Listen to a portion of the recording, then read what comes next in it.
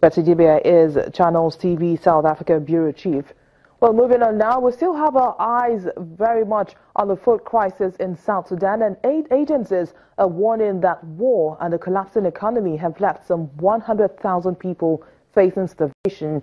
The World Food Programme says it's working with other agencies to make food airdrops to those who need it.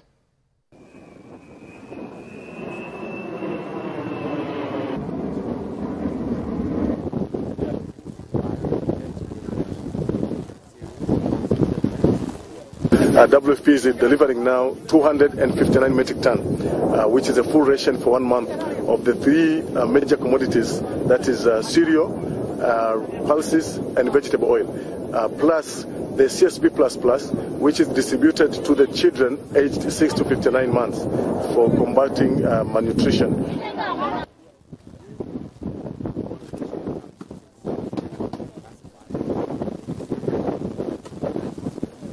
Meanwhile, Somalia is very much on the front burner for the United Nations as it faces one of its worst famines in years. The UN Secretary General Antonio Guterres says almost half the population is in need of humanitarian assistance.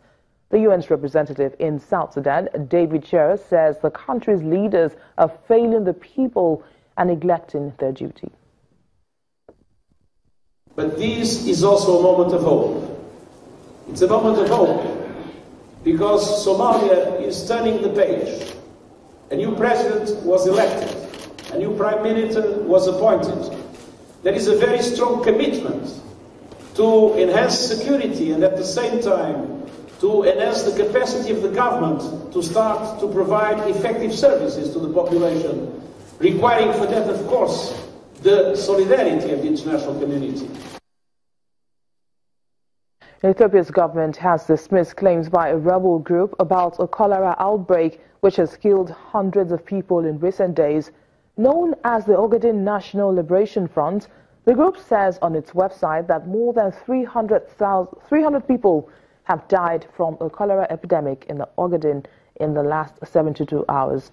Officials in the country say the report is not true, describing them as simply false and deliberate fabrications. And in Kenya, doctors have been on a strike over conditions in hospitals for weeks now, and those hospitals have begun laying off the striking doctors. Public hospitals in the country have been paralyzed by the industrial action, which started since December as doctors demanded better pay and improved conditions.